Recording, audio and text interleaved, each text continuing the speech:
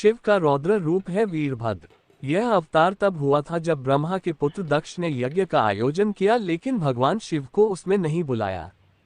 जबकि दक्ष की पुत्री सती का विवाह शिव से हुआ था।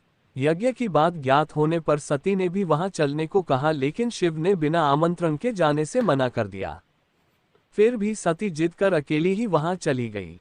अपने पिता के घर जब उन्होंने शिव का और स्वयं का अपमान अनुभव किया तो उन्हें क्रोध भी हुआ और उन्होंने यज्ञ वेदी में कूदकर अपनी देह त्याग दी। जब भगवान शिव को ये पता हुआ तो उन्होंने क्रोध में अपने सिर से एक जटा उखाड़ी और उसे रोषपूर्वक पर्वत के ऊपर पटक दिया।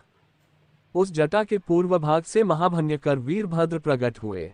शास्त्रों में भी इसका उल्लेख है। क्रोध सुदष्टपुट स धूर्जटिजटा तैद्वहलिष्टोग्ररोचिषम् उत्कृत्य रुद्र सहसोत्थितो हसन गंभीरनादो विसजता भुवि ततोतिकायस्तनुवास्पृशन्देव।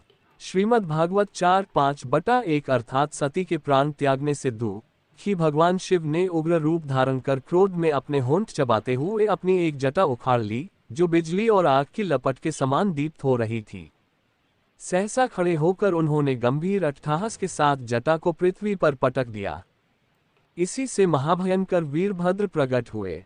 भगवान शिव के वीरभद्र अवतार का हमारे जीवन में बहुत महत्व है। यह अवतार हमें संदेश देता है कि शक्ति का प्रयोग वहीं करें जहां उसका सदुपयोग हो।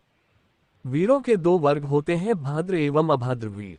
राम, अर्जुन और भीम वीर थे। रावण, दुर्योधन और कर्ण भी वीर थे, लेकिन पहला भद्र सभ्य वीर वर्ग और दूसरा अभद्र असभ्य वीर वर्ग है। सभ्य वीरों का काम होता है हमेशा धर्म के पथ पर चलना तथा निसहायों की सहायता करना। वहीं असभ्य वीर वर्ग सदैव अधर्म के मार्ग पर चलते हैं तथा निशक्तों को परेशान करते हैं। भद्र का अर्थ होता है कल्याणकारी। अतः वीरता के साथ भद्रता की अनिवार्यता इस अवतार से प्रतिपाद है।